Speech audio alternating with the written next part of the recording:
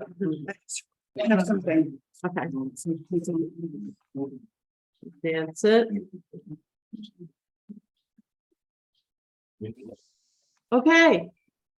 So I'd like to call the Dover Select Board to order at 6:30 p.m. on Tuesday, December 20th, 2022. The first order of business is public comments. Jim. Does the select board bring anything back from the stump companies regarding the excavator up in Stratton? We instructed Jeanette to reach out to them to try to come to the first meeting in January. Have you heard, Jeanette? No, Yes. Oh, Eric. I had to speak to Mr. Garber on a separate topic today, and he informed me that he was not able to attend tonight, but he would be attending the meeting, the first meeting in June. Okay. We didn't touch on the topic. Yes, Jim. Second thing, I'm hoping the select board would put on their New Year's wish list reconsideration, adding a certified paving inspector or two. To the budget. Is it- I mean, it's something, the amount of money that's being spent on paving every year and not having a certified inspector looking after the town's interest on that is. Okay. Yes. We are still working on our budget, and so obviously that's going to be a cost that we're going to need to include if we decide to do that. We also were given the idea by our fire chief that we should, who's the chair of the school board, that we should also consider having somebody look at our buildings and consider capital plans that go out for a long period of time. So that we aren't just basically chasing every thing that goes wrong. So those are both important investments that we will consider with the budget. Yes. I would suggest they have two people. Two at the same time working, or just so I that don't know. two available? Two available. Okay. Anybody have any comments about that? No, just curious. Yeah. So, I don't know how we would find those certified people, but I'm sure Travis can reach out to. Well, I would hope to do somebody in highway department to take it, who's not hiring somebody outside. So we'll have So to. They have to go through. You're training. saying someone Yes. that can get certified. Yeah. To know. Someone in our department that can get certified to know what they're looking for. But I would have two in case one is unavailable. Okay, we will investigate that. And see what the cost is and the timeline for certification. Anything else? Hearing none? Well, actually, Oh, sorry. the more I think that's a good idea if we could train up people within our staff. And then put them out, tell their towns. and Or stuff they can like go to that. another town to work. No, all right, not there. Yes. Like when the state's going. Automatic. Mhm. I talked to I this summer, I just told him, he was like $25 million. It's the biggest paving job in 6 years. And I asked about this, but like we had two their own, the state always did two. The odd had to be one, sometimes it'd be three, just taking measurements and. Of course, yeah, of course. That's a whole nother thing, but just. Okay, Like, that's I fair. think on the bidding process, if you ruled out a test contractor. Like maybe we could bring those contractors back and just open to like a higher scale, so we have more bids, you know, maybe some. Whoever you had that did a bad job, they could come back in the next one, take the bid, but we all know higher standards, we have more. It's going out as they go along, I think it's like 1,200. Is the cost plus the purchase. But if you outsource it, like this, you know, as an engineering company, they have that, they outsource, Mhm. you're gonna pay, how do you call it, other job. Yeah. You can keep it in-house and if you want. Get up to speed in a couple Because what's the paving schedule, a couple weeks, you pay out paving a couple weeks. It all depends on how much. Yeah. And hopefully they come in and do it all, don't have to leave and come back, so, sometimes it takes depending on all the reclamation and everything, but you really don't need them there, I guess, for reclamation as much as you No. need this for putting the new pavement down. Yeah. Like strategic grant plan, for paving, like you said, the building, like 3 years down the road, we hope to do this, or this is the grade of this road, so this is down with your grant plan. 2 or 3 years down the road. Well, in the town report, there is a plan that goes out and has paving scheduled of various roads. Now that's subject to change, but Right. that's the plan. Roads that are starting to show some wear, that are gonna need some, or that never got that final top coat because it's so expensive. So that is in the town report. So if you wanna take a look at that. Yeah. It's where we Great. work from. There's always the grand plan and there's always the money. Then the audible has to get changed based on this. Mhm, mhm. We are trying to do, like right now, they're working on Bluebird. To get Bluebird on. Yeah, looks good. So they're getting it. What it's all about. But actually, we're working on the budget right now. And there is no new additional paving. It's fixing paved roads. Yes, and this is, in the last couple of years, we've done more new paving than this town's done in a long, long time of roads that were not paved. Right. So now we have to jump back and try to make sure that everything else is good. Based on failure rate, you go back. Mhm, That's kind of mhm. Whatever that loop's gonna be. Right. You'll have to inspect it if it goes down. What do you And the more Travis is aware of, gets more familiar with everything, he seems very proactive. So I have a lot of faith that he will figure, he'll get things in the right cycle. Thank you. What else? All right. Unfinished, police, we have a report on the cruiser damage. So, last week, Mike and I dealt with this guy, and I can say this in charge and public knowledge. With a guy by the name of Ira Flowers, who's in our town, has connections here, who was on federal probation for armed robbery, where he was shot and stabbed in Springfield, Vermont a while ago. He also has federal charges in surrounding states for assaults, domestics, and also drug. Last week, he was walking up Route 100, jumping out into traffic, and was under the influence of alcohol. Not sure if drugs were involved, and he was also covered in blood.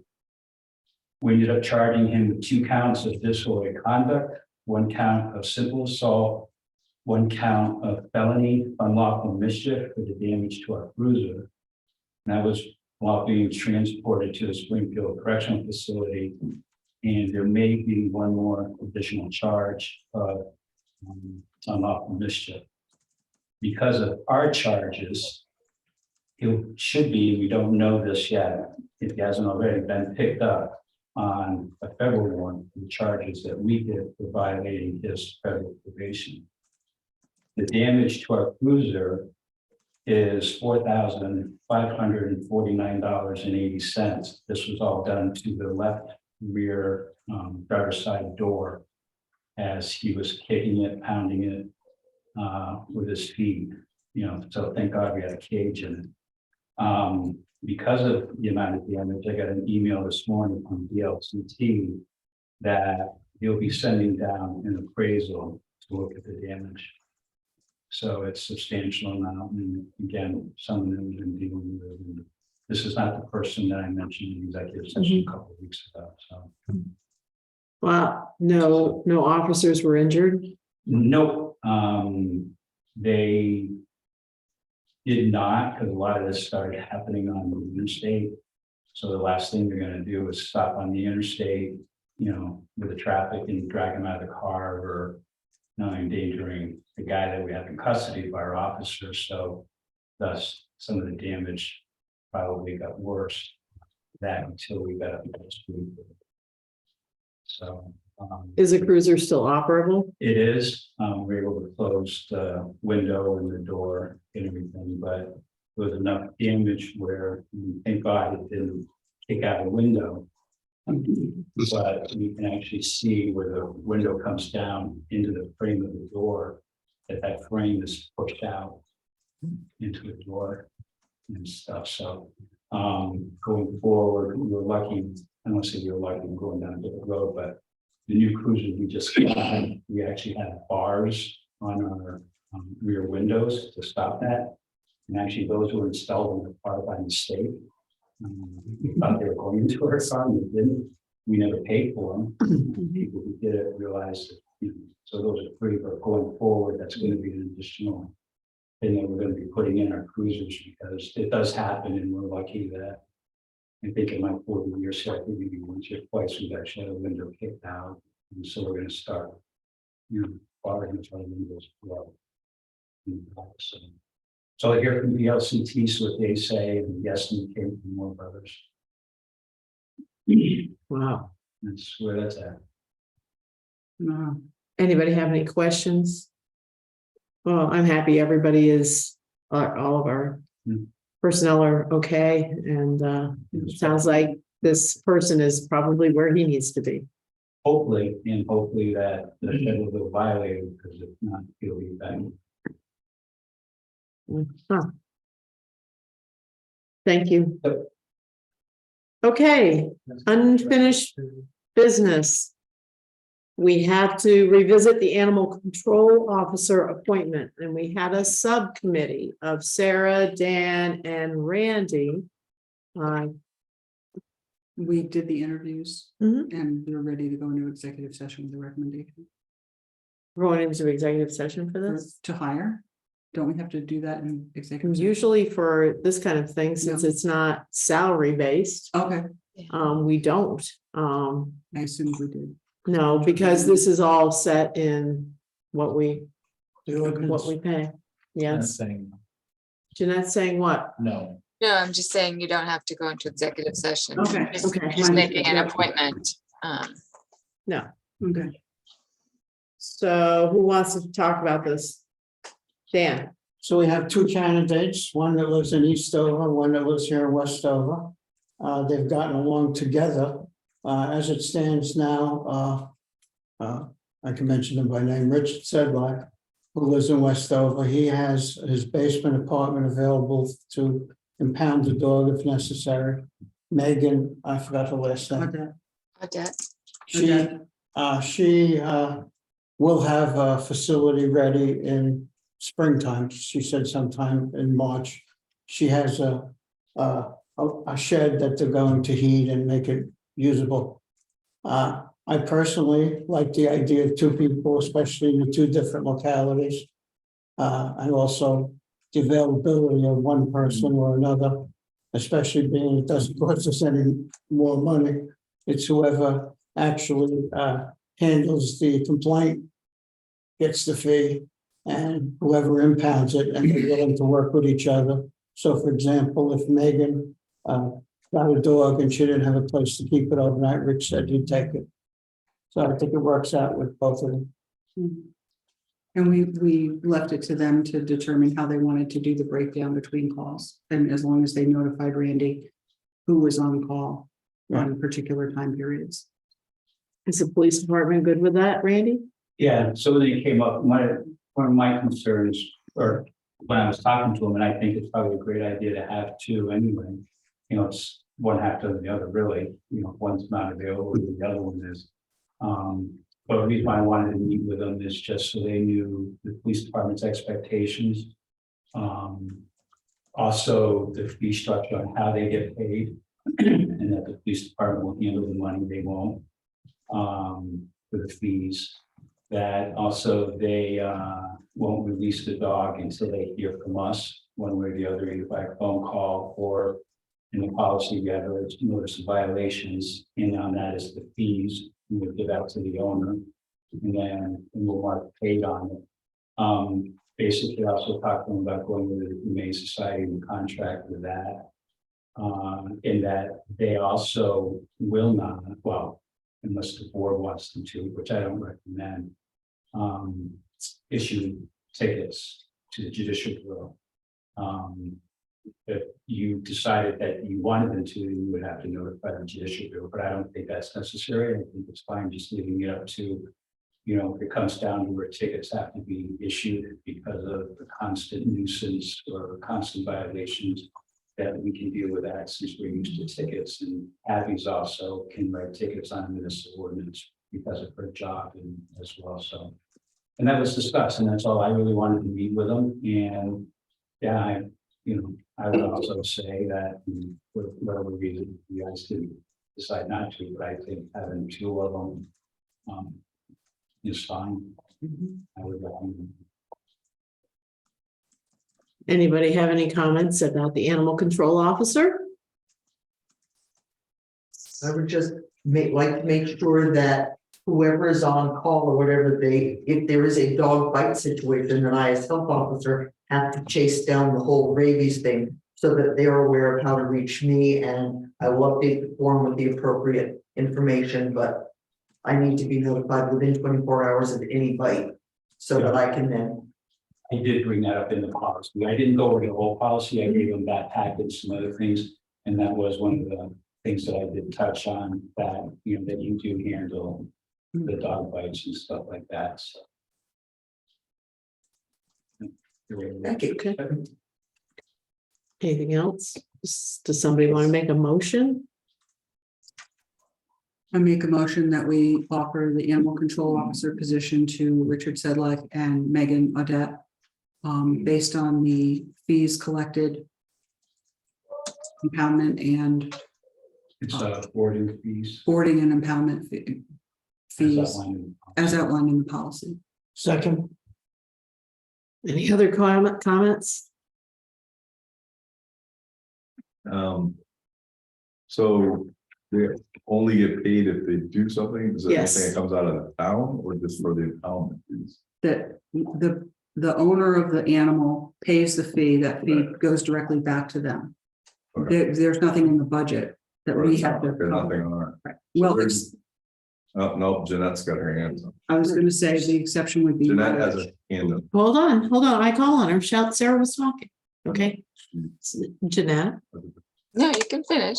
I just, there is money budgeted for if they need, supplies or, to board the dog, anything involved in that, food and that sort of thing, but it's not very much. I think it's $250.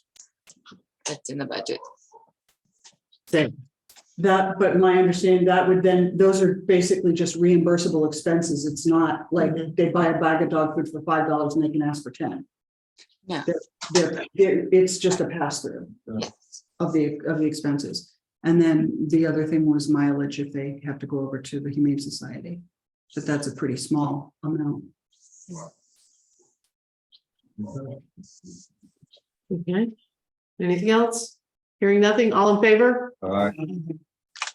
Thank you for helping. And Jeanette, outstanding idea to have two. Good job. Thank you. We need to schedule a follow-up budget review meeting. So I'm guessing everybody's schedules are not going to allow this to happen in December. Correct. I'm actually pretty good there next week. How about the first week of January towards the end of the week? Scott's making a not happy face. Well, I assume that we're going to try to do town meeting at the normal town meeting on the normal town meeting day in March, so we don't have a ton of time. Right. So I was thinking about the end of the week, the 4th or 5th in the afternoon. Either day in the afternoon we can swing. 4th or 5th is good with me. In the We're gonna be out of afternoon. town on the 6th Okay. for the following week.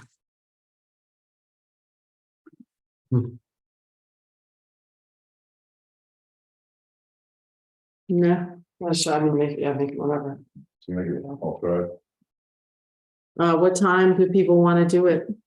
How long is it gonna be? Is it not gonna be as long as that first one, was it? It's going to be a while because we have a lot to talk about. I can't tell you how long it's going to be. Do you want to start at later? at like 2, I'm or better- start earlier at 1? I'm better starting later. 2 is good for me. Later's better, I guess. Jeanette, what works better for you, Wednesday or Thursday? What date are we talking The about? 4th or the 5th of January?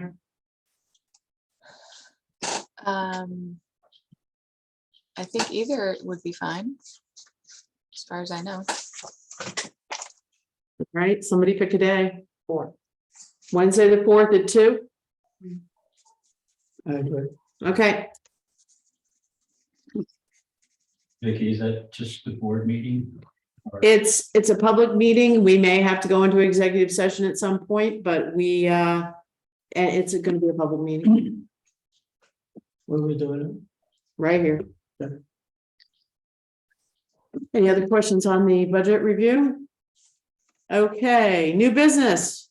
Consider the parking lot agreements for 183 and 171 Route 100. So, there are parking lots that one of which we currently use, which I think is 183, which is next to the park, which we created an agreement for parking during concerts in particular, for summertime use, and Rich Kaplan owns both of these parking lots.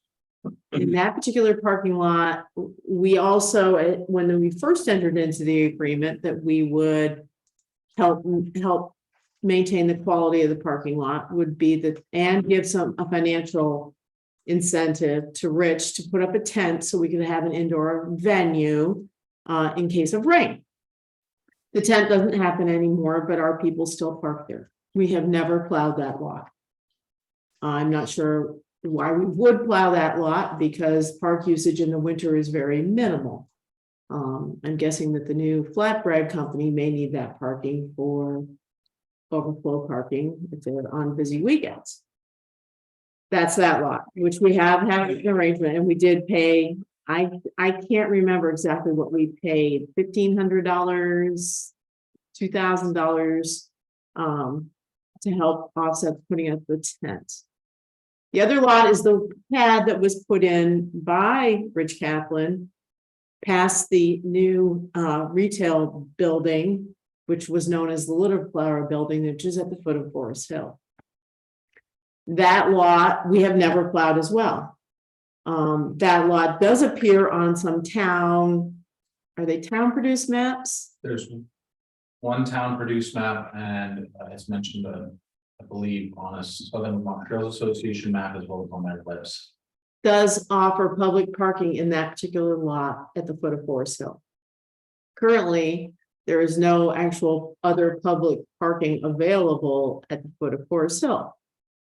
Rich Kaplan has asked us to plow the lot because people will be using it during the winter and potentially maybe help maintain the lot.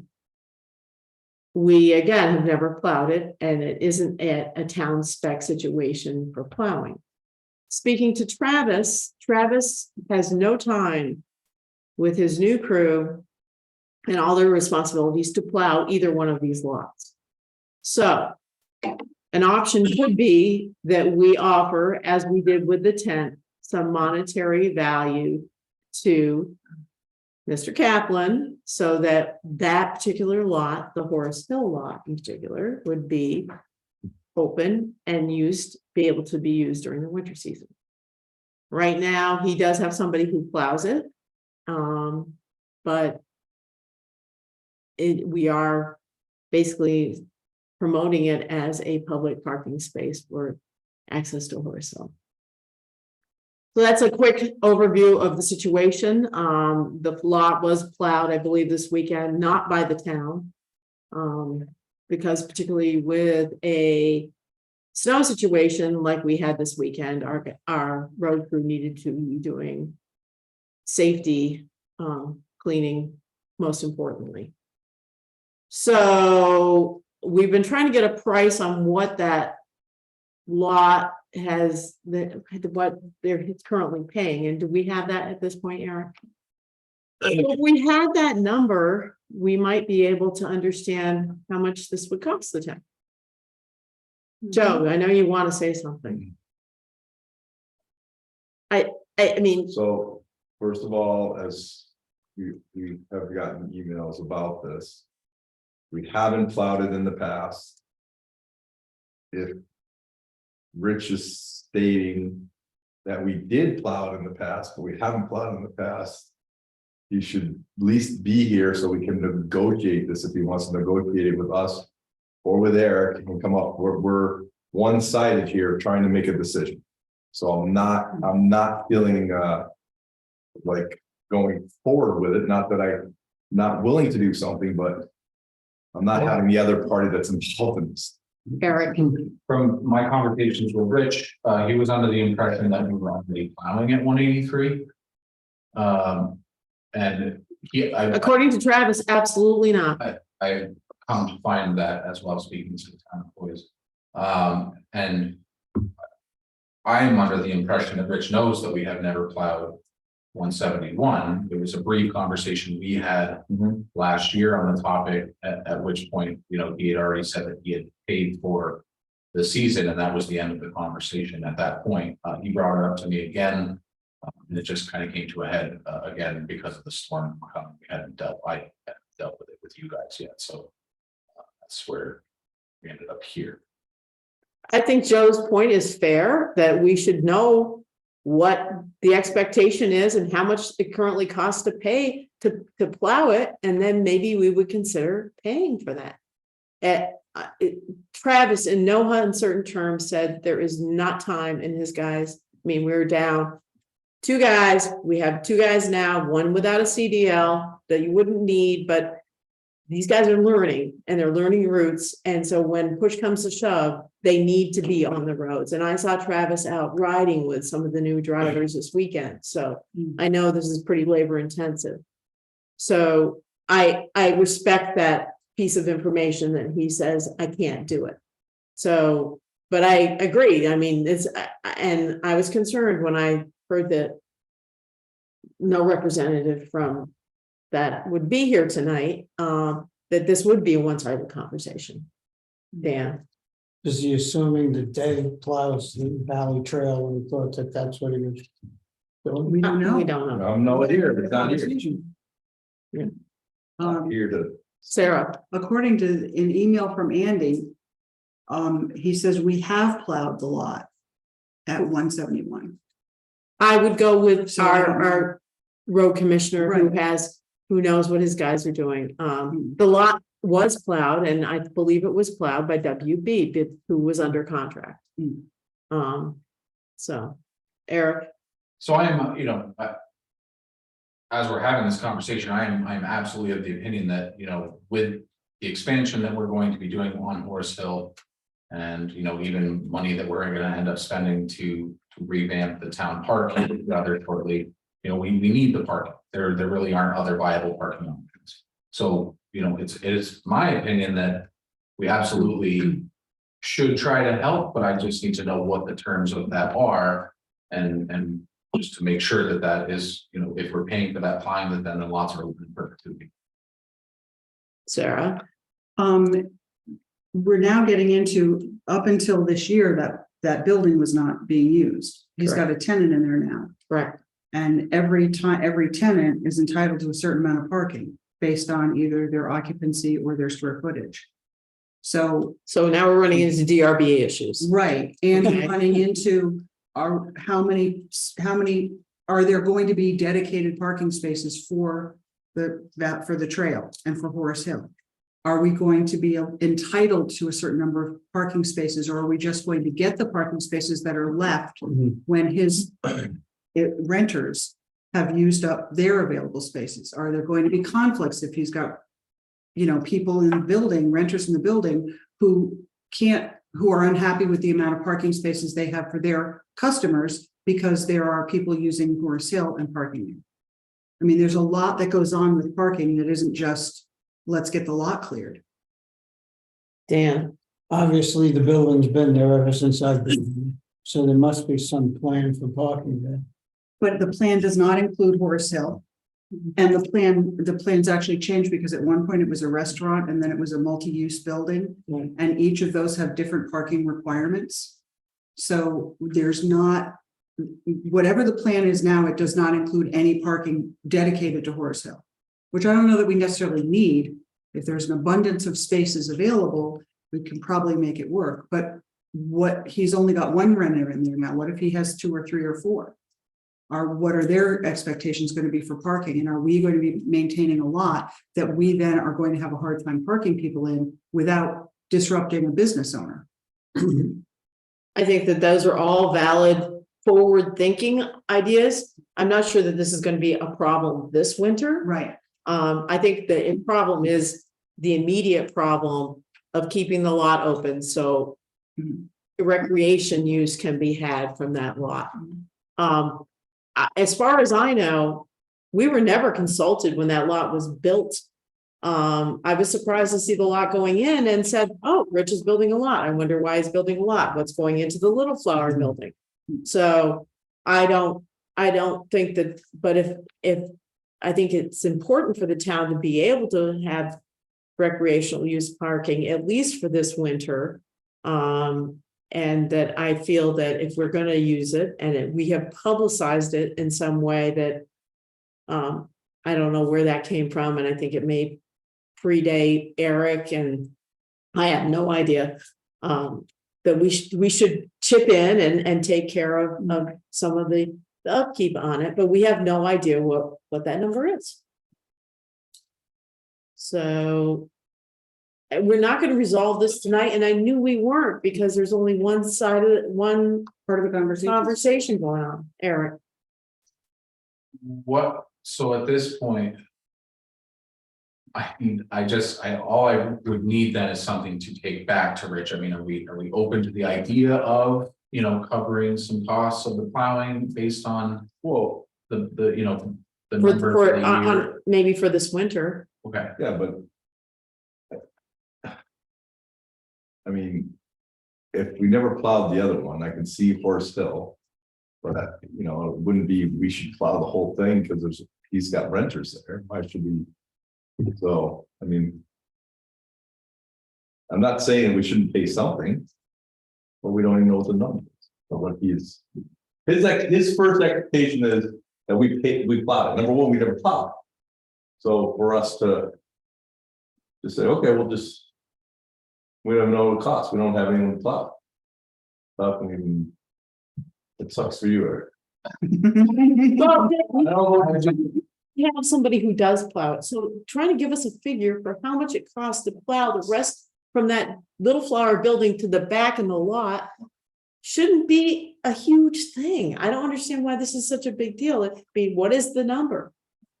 And then honestly, going forward, if we want to structure a more structured deal so that we can use the lot at 183 for the summer concerts, which we certainly do, and we have put money into upgrading that lot, because I remember when we did that, and that seemed like a fair deal, then maybe we should have a structure. Of course, now he's talking insurance as well, so, but the whole thing just kind of mushrooms out of it. But right now, are we gonna help support keeping that lot open for the winter use? My first opinion is to help out at Forest Hill, like a 50-50 split. To help, have, as long as we have like 4 or 5 spots that are available to us. I don't think we need more than that. We'll have more than that of people there. I don't know. I may be wrong. I have no idea. At this, maybe not this winter, but in future years, I think we certainly probably will. should look at creating our own. Isn't there a place off from, don't we have access to Horse Hill and other areas that the town currently owns? That, not for this year. Not but for this year. going I mean, forward. we do own a section of Forest Hill that comes out to Country Club Road. I'm not sure the feasibility of having, or even how much parking we could fit on that piece that comes out. But it may also be something we should talk, while we're planning, we should probably talk about some of that stuff.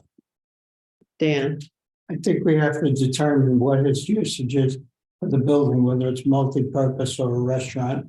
what he needs, and then we can configure something to support our needs. Yeah, Yes, we don't know how many people he's putting in there. I even asked him when he put up retail sign for space. My wife was looking for a place and he said he had promised somebody. He was very vague about it, but now he has spots upstairs he wants to rent. He's the landlord. He has to know what he wants. He has to then talk to the DRB to determine and to Tabby to find out how many spaces are required for that building. mhm. But I think he certainly has plenty for his current tenant. Yeah. Eric, So I think what I need then is just some. Either a note from board member or some specific marching orders on how to proceed so that. find out how much it costs to plow that Okay. whole thing, and then we'll figure out an equitable situation where we contribute a part of the cost. Would everyone agree for Eric's sake, is it a 50-50 thing would work? I think we have to know the number. I don't know what the number is, and I don't know what the dimensions of everything is. I don't. Well, and And it's probably not a huge number. It's probably, we're probably looking like less than $500. I'm serious. So, I mean, I'm not gonna Well- fight at that one, but. no,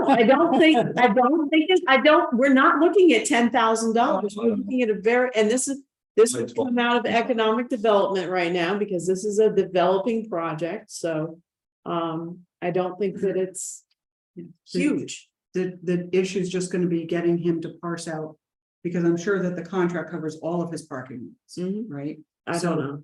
Well, he must, He uses a local contractor, so the local contractor can tell him what he would charge if it was just that. right, and that's what we need for. Does that sound like? Yep.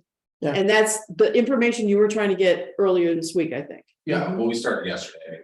Okay, Conversation died this weekend when I was out, but we started again, yesterday morning, and he had replied that he was trying to get that number. and we definitely need to use that lot this winter, and so we appreciate it and we're willing to help. Okay. Yes, Perfect. Jim. It's an expedient solution. If WMB plowed it this last storm, wouldn't it make sense to go right to them and say how much to plow this? Rather than you call you. We could, but we're trying to work through Property owner. the property owner who's the one who asked us, and so we're trying to get that information. Trying to go We don't want to put late the owner of the service company in the middle. in the middle of it. So Yeah. we're trying to deal with it. And I, this is not confrontational. We want to contribute a fair share. So I don't understand why we can't get, I can see this being dragged up to the end of June. really? We could make the decision if we had to. Well, I mean, I guess we could just say, we could just pay this number, but, If you go first to 1,000, he can give you the number. but then it might put him in a bad situation with, I don't know. I would prefer to do it with the property owner. Mhm. If we can and get it, and they're the ones who want it done. So, wanted it done this weekend, basically, and we couldn't do it this weekend. And now that our road commissioner says he can't do it, I believe him. I'm not gonna push that personally. I don't know if the rest of the board wants to push that. It's also, the lot's got big cobbles and it's gonna be a real mess. Yeah, it's not paved, it's. It's not paved and it's not also, it's not sure packed. It's big, Big stone. big loose stone. So it's not an easy plow probably. So we'll see. I mean, I'm confident that this will come to it won't go till the end of January. Well, certainly, we reach out to Rich, and if a certain amount of time goes by and we're not getting an answer, then. We have we can fall back on calling Rich Warren. But for right now, I agree. I think that going to the property owner first makes more sense, even if it may not be the fastest way to do it. I think it's a more respectful way to do it. Yes, Eric. I believe that with that number, we can come to an agreement by excellent. At least for this year, and then we can readdress when we have more time. So. Great. Thank you. So are you clear? So Okay. And now moving right on to economic development, and now we're gonna review the economic development budget.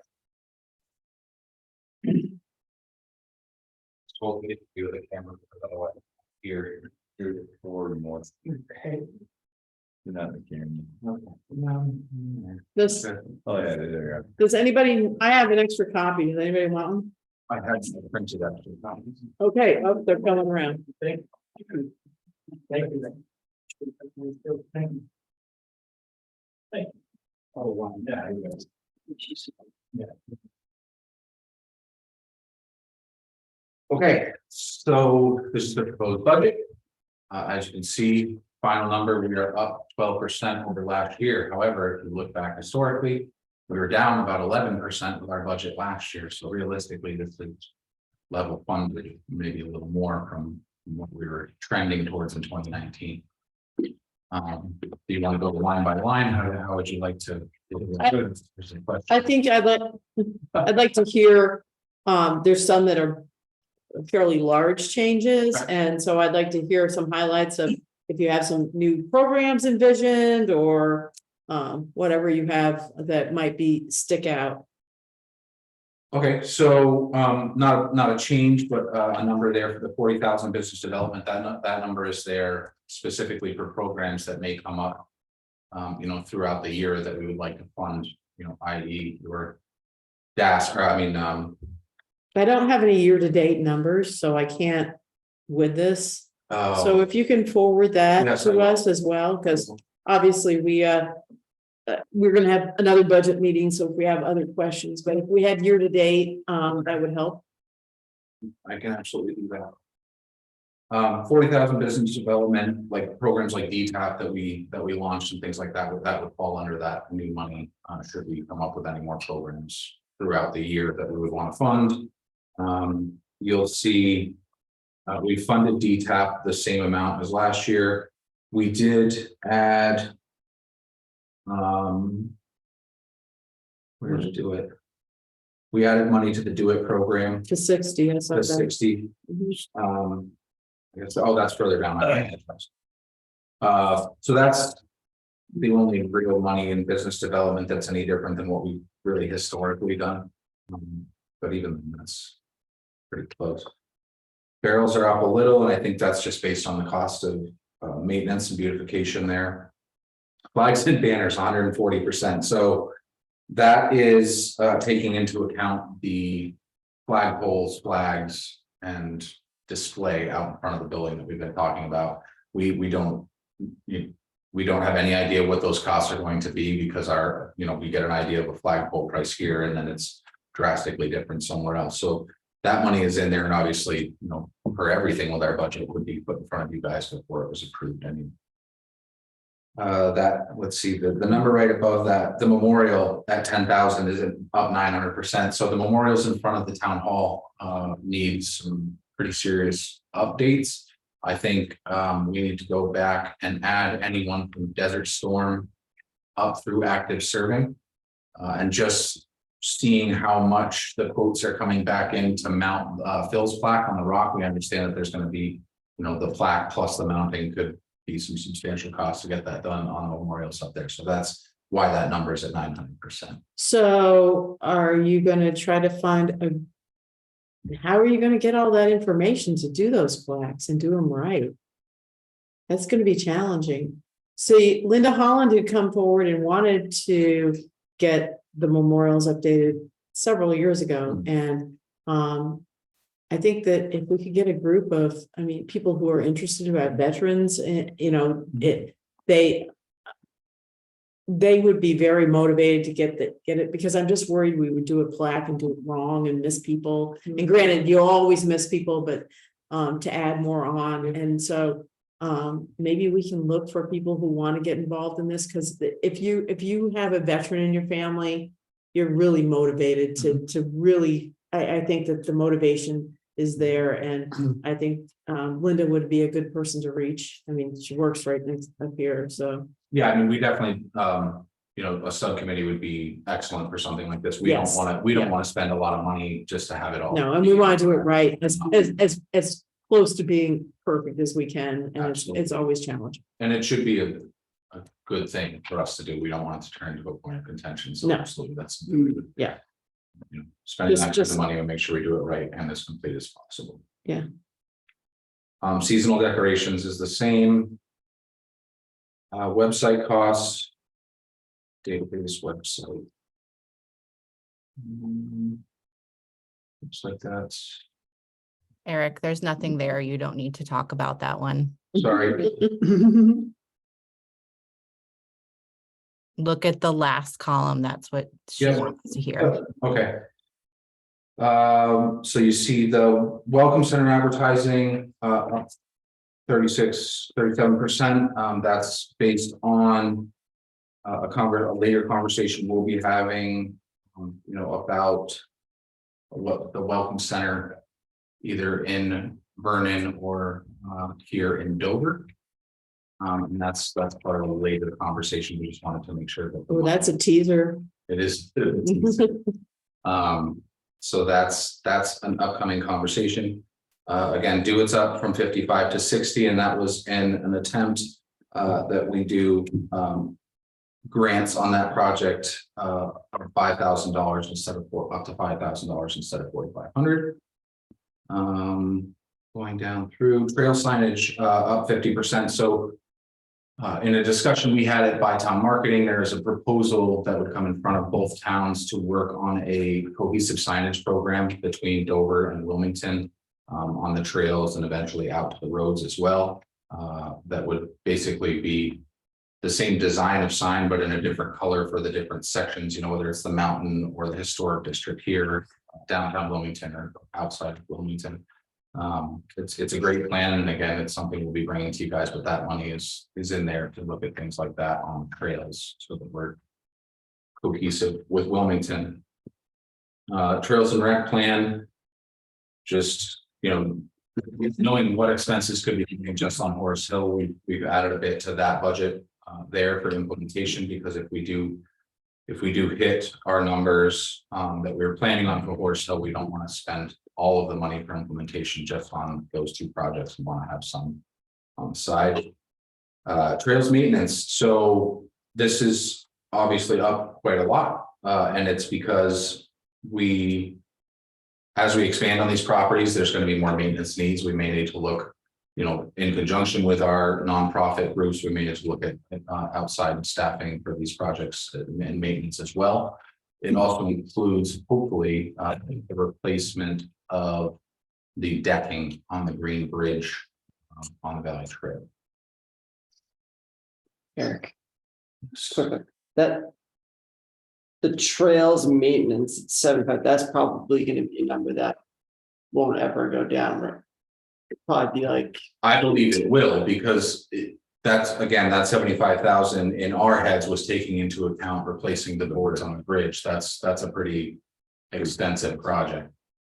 That, you know, that bridge has been there at this point for 10, 15 years. Oh, more than that. You're right. So So are there signs that say no snowmobiling on the bridge? there are. Because that really, Shreds it. it really speeded the deterioration up dramatically. The years that we had no other action. And that's obviously something we talk about and think about often. You know, it's hard to try to block the bridge because then Dave can't maintain it. You know, you have people biking on it. It's a safety hazard, but at the same time, it doesn't do anything to stop snowmobiles from coming over it. Right. So it's definitely sticky.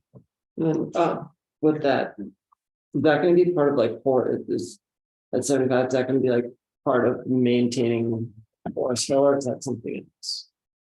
Yeah, or if more work is needed, you know, in the town court, like I said, if any maintenance that goes above and beyond any of our volunteer groups, you know, we need to have money set aside to take care of those types of maintenance projects. Other than that, you go down to venue recreation venue, Dover Park, we're at 400%. If you go and take a look at the play equipment there, we are at a point where we need to start looking at it and possibly replacing. You know, the pieces on there. Those are really the biggest jumps throughout. Were there any other questions on or pieces of the budget? I don't want to feel like, I don't want you to feel like we skipped anything that we wanted to talk about. Housing, So the housing number is in there. it's not much. It's not much, right? But at the same token, you know, we don't have solidified plans as to what we would be doing with that money. So I don't. We can absolutely add more to it. But I'd really like to nail down what our plan is for those funds, you know, try to get some programs running like what we've been discussing in housing, you know, or close to it, and see how those go, and then start allocating more funds to make, you know, we want to make sure that what little funds we do put towards it are worth it, you know, that they're worth our investment. We don't want to spend money on housing just to spend money on housing. It's not. No, but the Bytown Housing Committee, which I'm on and which Eric chairs, we have no money to do anything, to even like run an ad to go drive people to our website, or which Eric developed for basically no cost. We have nothing. So it's almost like we meet and we talk, and then we can do absolutely nothing. And well, we might as well say Gretchen's bringing a couple of plans forward in Wilmington tonight that do have price tags, like rehabbing, making new accessory apartments, an incentive program, things like that. So that kind of, that they're small, but that would add up. But we have, as a group, it's a frustrating group to work on because there is no money. I mean, we got $500 from People's United Bank. That was what we worked with for a year and a half. The $500. So with the $500, we built a website. We bought some seats in a shared housing flat. We stretched them against advertising. and a little advertising. So I mean, even just that $500. Thank you, something, yeah. So $500 went a long way, and so we have. It's a group looking at a fundamental problem in this valley and across the state, across the country, but with zero money. So I'm just thinking $50,000, even if we wanted to implement the plan that Gretchen is bringing to Wilmington, which included the accessory dwelling and then the improvements.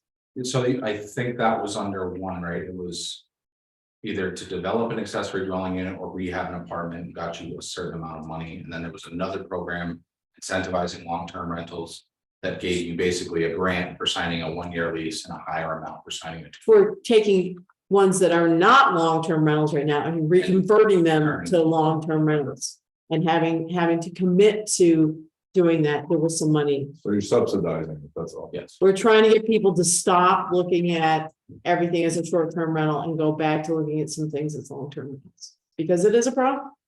So that's just I don't know, I don't have a number, but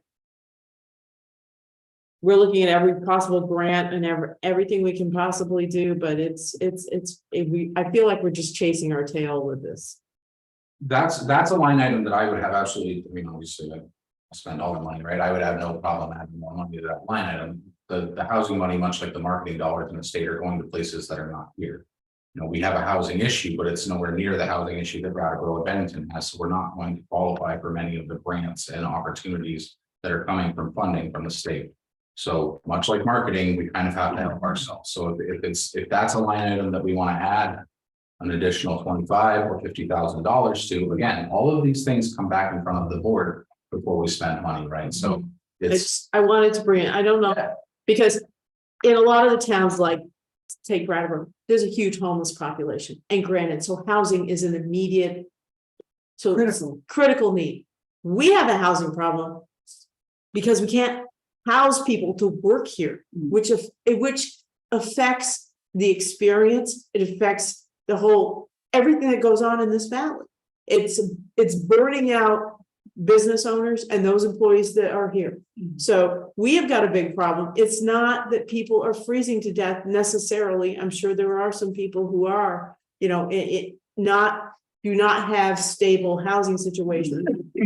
But it's not that, it's a different, and so we don't rise not to as the visible. same level, but the state certainly pulls a lot of money out of places just like Wilmington and Dover, all over the state of Vermont. And there's not a lot of money going back to resort towns to help them with this. And it is crazy. We have so much housing in this town, and we don't have places to put people who want to work in.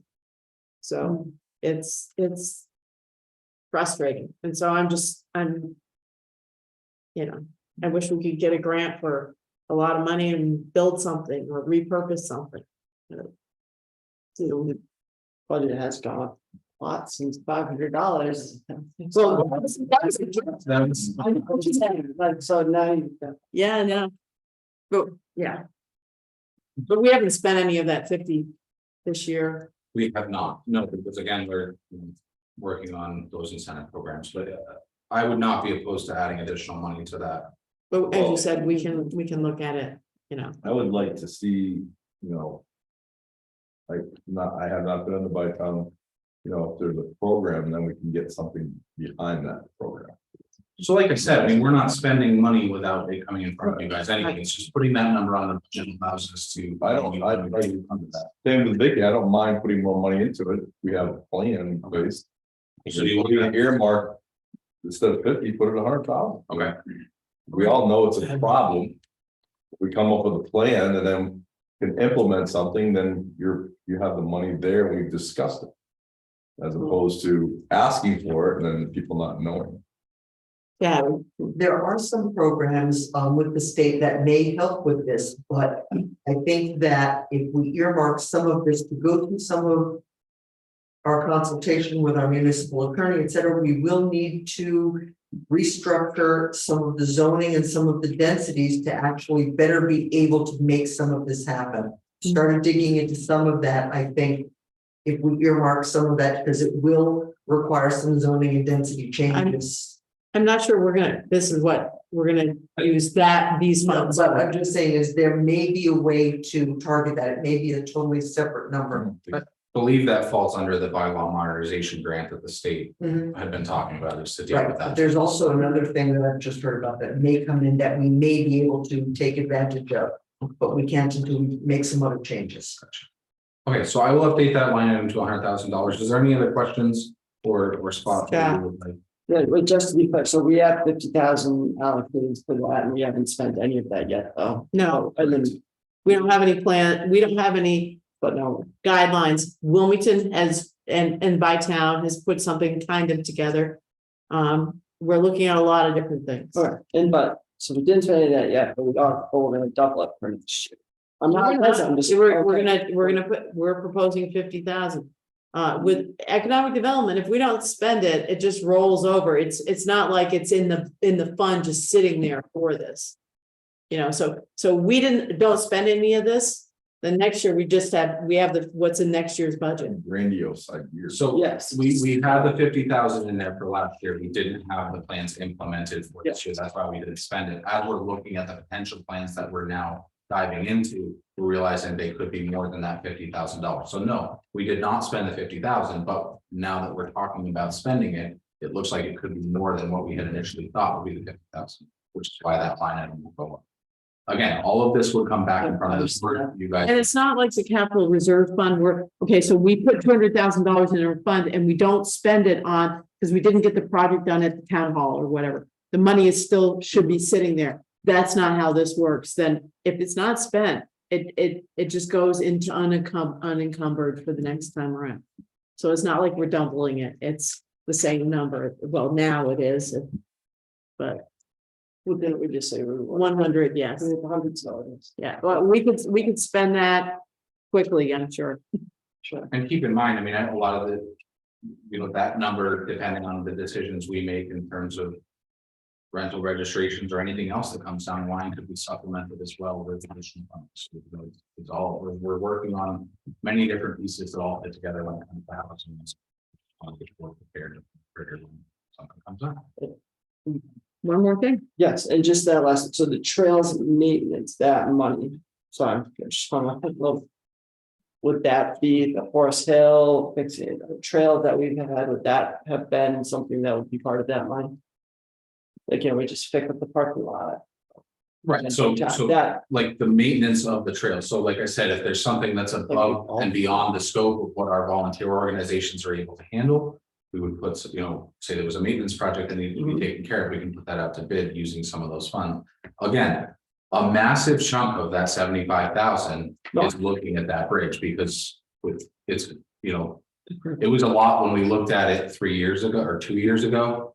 And you know, we're talking a quarter again anyway, at least in the price of the material. yeah, I'm thinking it's gonna still, with all the projects that we have, it's going to like stay up at a higher one, maybe not 75, but 60 or something, depending on how much we get from volunteers. So I think with the type of work that we're having done on Forest Hill, like this is not something that's going to need massive maintenance every year, right? Like there's a reason we're bringing in the professional organization to design and implement the trails because they're going to do it in a fashion that is going to make them as resilient as possible so that we're not constantly doing maintenance. Will there be maintenance on an expanded trail system? Absolutely. I don't believe it will be that $75,000 every year. So no, I don't think that number can stay there. All right, cool. Anything else of Eric? Thank you, Eric. And will you send out the year to date? Yes. All right. Consent agenda, we need to approve the minutes of December 6th and December 8th.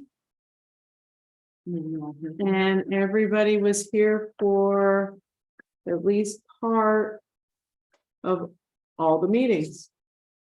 To make a motion that we approve the minutes of December 6th and December 8th. Any changes or corrections? All in favor? And so I have an addition to the warrants. So somebody want to make a motion on the first one and then we'll do the second one. You mean the December 10th? Yes, but I have another one.